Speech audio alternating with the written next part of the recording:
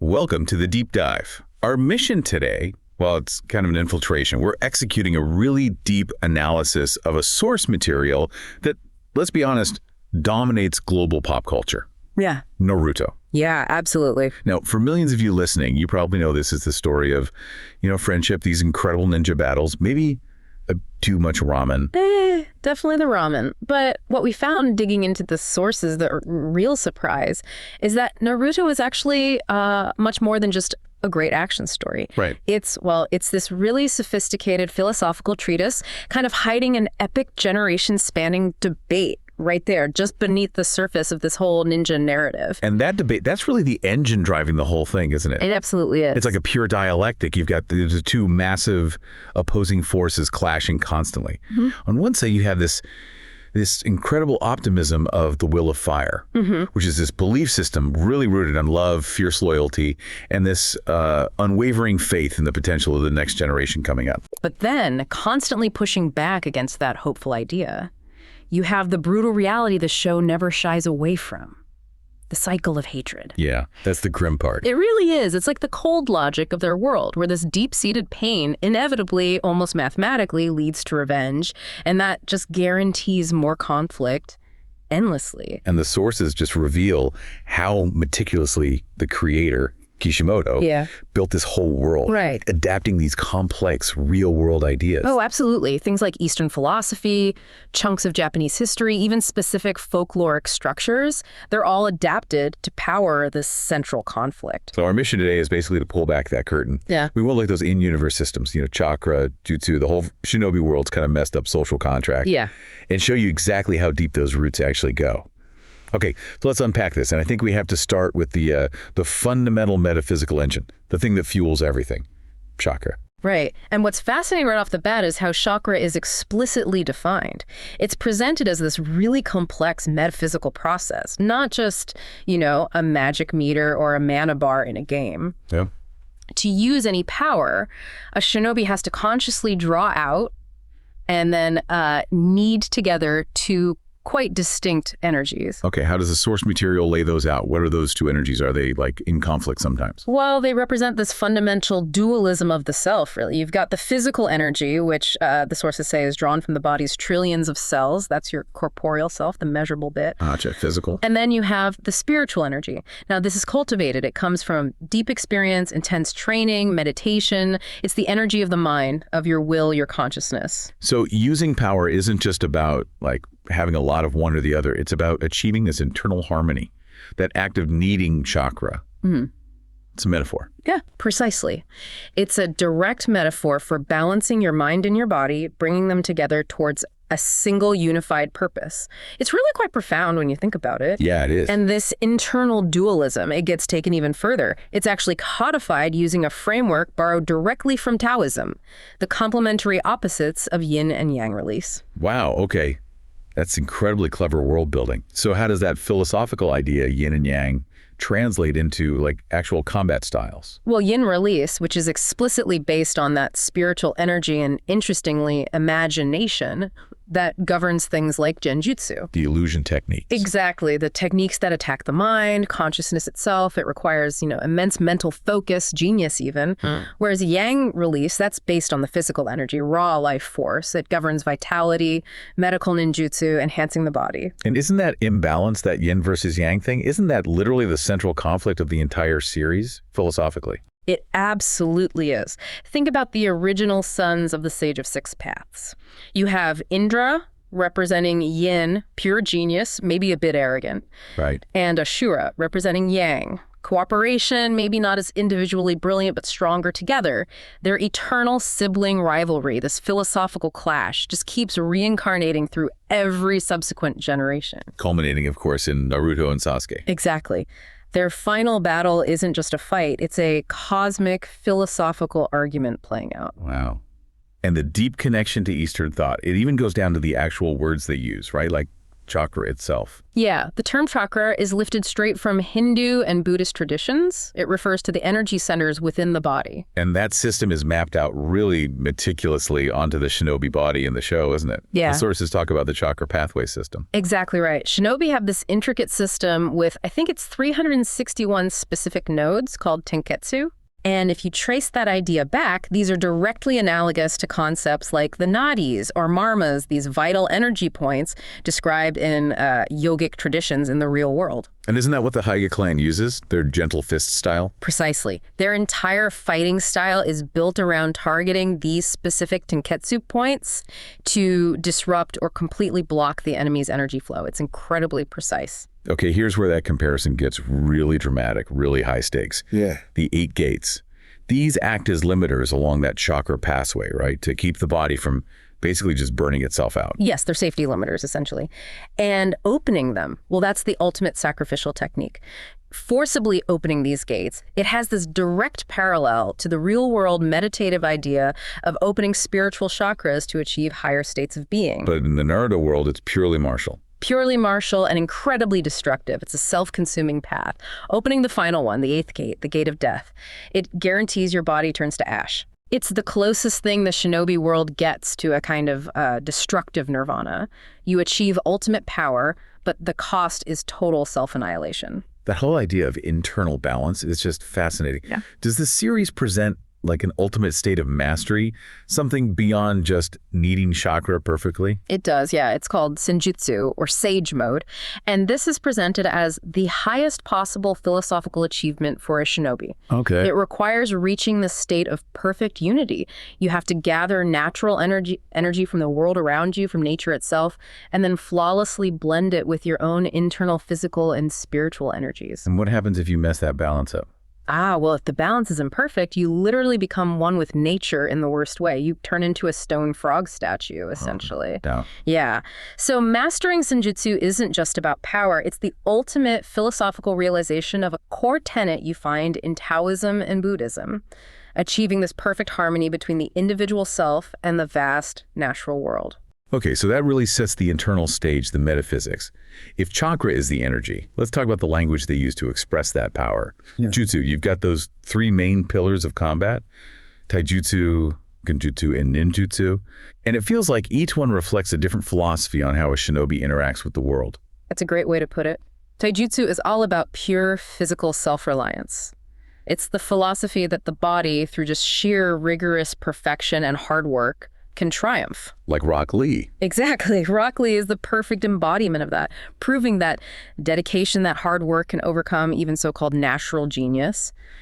Then jujutsu, as we kind of touched on, that's the philosophy of perception, of psychology, the idea that controlling the mind can be more effective, maybe more elegant than just destroying the body. Right. And then there's ninjutsu, which feels like the most, direct way of imposing your will on the world, using the elements. Mm-hmm. And those 5 elements, they use fire, water, earth, wind, lightning. They're not just picked at random, are they? No, not at all. That entire elemental system is actually a direct adaptation of the Buddhist concept of good eye. The 5 great elements, traditionally earth, water, fire, wind, and void or ether, that are believed to make up the universe. Okay. So when a shinobi uses ninjutsu, they are, in a very literal sense within that world's logic, manipulating the core building blocks of reality itself. That's pretty cool. Now, if we start connecting this language of power to the world's deeper mythology, the Uchiha clan's ultimate powers, that's a direct and really brilliant nod to the Shinto creation pantheon. Oh yeah, it's undeniable. This connection really grounds their conflict, makes it feel almost like divine destiny or maybe a curse. The names of their most terrifying Mangekyou Sharingan techniques, they're lifted straight from some of the most powerful gods in Shinto mythology. Okay, like what? Well, you've got Amaterasu, named for the sun goddess. And what does it do? It creates these inextinguishable black flames. Pure solar power, basically. Okay, makes sense. Then there's Tsukuyomi, named for the moon god. And fittingly, it's this peerless illusion technique, trapping the victim in a mental world where the user controls time and space. Very psychological, very moon-like. Right, the mind games again. And finally, the big one, Susanoo. Ah? Named for the powerful, often volatile god of storms. And it manifests as this colossal chakra avatar, this giant warrior that shields the user and wields immense destructive power. Don't they actually reenact a myth at one point? They do. The sources point this out specifically. When Itachi uses his Susanoo to finally defeat Orochimaru, who's taken on this giant 8-headed serpent form. Yamata no Orochi. Exactly. It directly parallels the original myth where the god Susanoo slays that exact serpent. The mythology isn't just names, it's playing out in the plot. That's seriously high-level synthesis of myth and action. But maybe the most surprising mythological connection, the one that really anchors the whole rivalry of Team 7, their entire dynamic. It's the foundation of their mentors, right? The legendary Sannin. Jiraiya, Tsunade, and Orochimaru. Yeah, this blew my mind when I read about it. It's not just like a coincidence or a vague inspiration. This trio, their core identities, are based entirely on a specific 19th century Japanese folktale. It's called Jiraiya Gutetsu Monogatari, the tale of the Gallant Jiraiya. Seriously? The whole trio? The whole trio, the characters, their specific magical affinities, even their core rivalry, it's all preserved. You've got Jiraiya with his toad magic. The toad sage. Right. Tsunade with her slug magic, which translates into her incredible healing ability. And her strength, yeah. And Orochimaru, of course, with snake magic, immortality, shedding his skin. It's all there in the folktale. Wow. And the structural genius there, as the sources point out, is that this original trio from the folktale formed something called a sansukumi. A three-way deadlock. It's like this high-stakes mythological game of rock, paper, scissors. The snake fears the slug fears the frog, and the frog fears the snake. Yes. And that ancient folkloric structure, it perfectly prefigures the exact same unstable, deeply interconnected rivalry that defines their students. Naruto, Sakura, and Sasuke. Team 7. So it creates this powerful undercurrent. Like these kids are fighting not just their own personal issues, but the weight of these mythological roles that have been assigned to them by like centuries of Japanese storytelling. Exactly. It adds this whole layer of historical and mythological destiny to their struggles. Okay, let's shift perspective a bit. Let's look at the bigger picture, the global system they all live in. Because the social contract of the shinobi world, the way it's set up, that's arguably what created the very cycle of hatred they're all trapped in. Yeah, the system itself is deeply flawed. Can you walk us through how the shinobi world's history kind of mirrors Japan's own feudal age? Absolutely. The time before the hidden villages existed, it was characterized by just ceaseless, brutal clan warfare. They literally call it the Warring States period in the lore. Just like in Japanese history. Yeah, exactly. So when the first Hokage, Hashirama, and Madara Uchiha created Konoha, the Hidden Leaf Village, it was genuinely meant as this revolutionary act.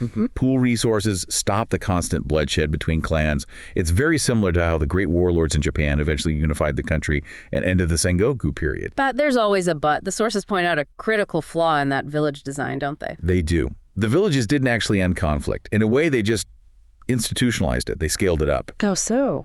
By pooling all the military might into these 5 centralized hidden villages, these major nations, war basically got promoted.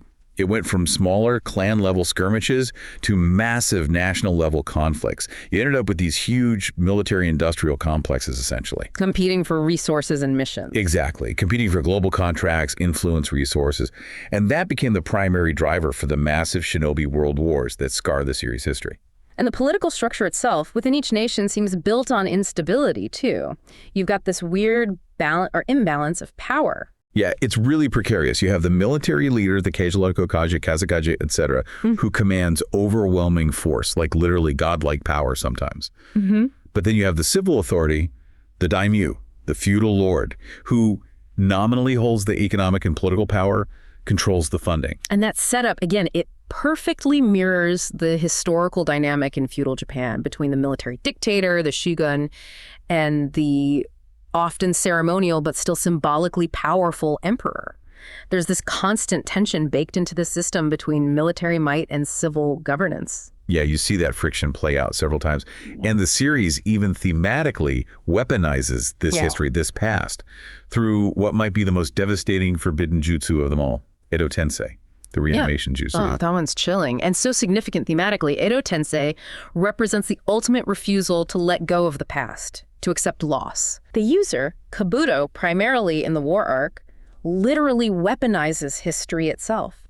By resurrecting legendary figures, past enemies, even loved ones, he makes that abstract idea of the cycle of hatred terrifyingly manifest on the battlefield. The current generation is literally forced to fight the physical ghosts of their ancestors' conflicts and grievances.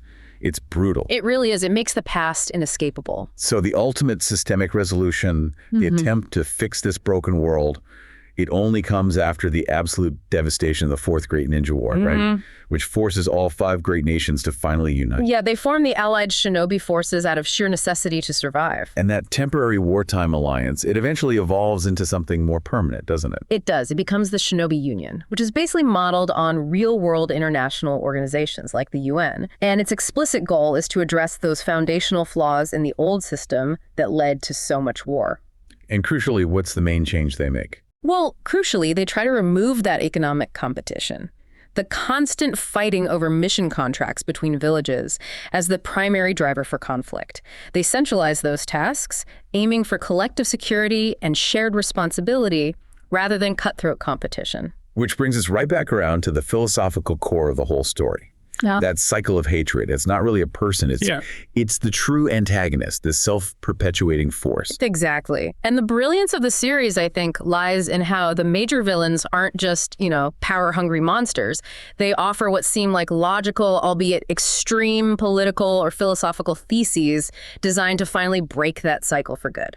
They're tragic figures in that sense. They genuinely believe their terrible solutions are necessary evils to save humanity from itself. Absolutely. Each one has a coherent, if terrifying, worldview. Okay, let's break those down. Let's start with Nagato, operating under the name Pain.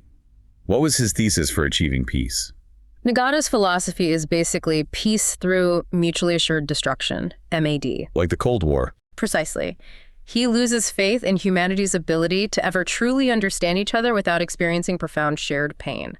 So his plan is to enforce stability by creating a superweapon, the Ten Tails essentially, and giving every major nation access to its power or the fear of it.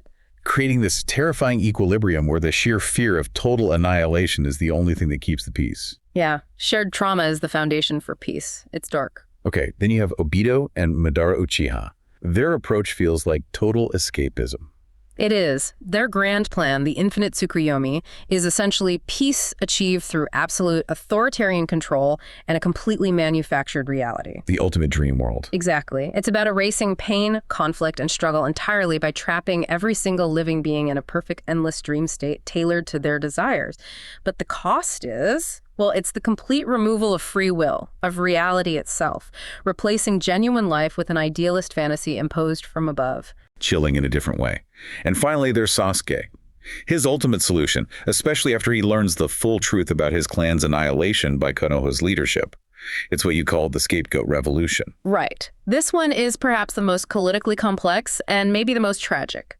Sasuke plans to forcibly unite the world by becoming a solitary, immortal ruler. A global dictator. Yes, but with a specific goal. He intends to become the ultimate symbol of global evil, deliberately drawing all the world's hatred, all its negativity, onto himself alone. His logic being? Utilitarian, really. If all of humanity is united in hating him, they'll finally stop fighting each other.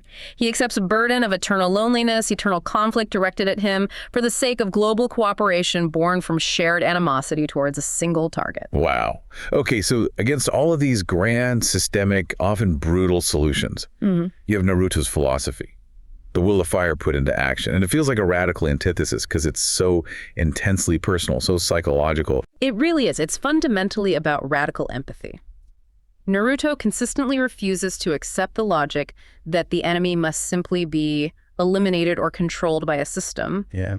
Instead, his first instinct is always to try and understand the pain, the history, the reasons that created the enemy in the first place, whether it's Gaara or Nagato or even Obito. Yeah. He wants to break the cycle at its emotional heart, not just defeat the person physically. And his absolute obsession with saving Sasuke. I mean, when every logical voice in the shinobi world, the entire system, is telling him Sasuke is a threat that needs to be eliminated. That's a total rejection of that cold, utilitarian logic that Sasuke himself ends up adopting. Naruto refuses to sever those personal bonds, even when it seems irrational. Yeah. He fundamentally argues that those connections, that friendship, that's the very thing worth fighting for, not some strategic weakness to be cut away. Yeah. And ultimately, the kind of peace he helps build after the war, it isn't shouldered by one all-powerful figure like Sasuke wanted, or enforced by fear like Nagato planned, or imposed like Madara's dream. It's shouldered by everyone. By everyone, yeah. Through the Shinobi Union, it's a peace built on the idea of collective responsibility, continuous effort, and ongoing cooperation. So the series seems to conclude that peace isn't some final absolute state you achieve and then it's done. It's this continuous, really arduous process of enduring, as they often say. Exactly. It requires this daily collective choice by everyone involved to prioritize understanding over revenge, cooperation over conflict. The cycle of hatred isn't ever truly destroyed, perhaps. It's just held at bay by constant vigilance and effort. It's really a remarkable achievement when you step back, fusing this incredibly popular high-octane action story with such a profound analysis of these universal human themes: loneliness, friendship, inherited trauma, the nature of violence. And all built on this incredibly detailed bedrock of real-world mythology, philosophy, and history. The characters aren't just fighting ninjas, they're fighting against the weight of this almost mythological destiny. And the complexity of the power system, the chakra and jutsu we talked about, it becomes this perfect reflection of their internal psychological struggles for self-mastery and balance. Absolutely. So here's something for you, the listener, to reflect on.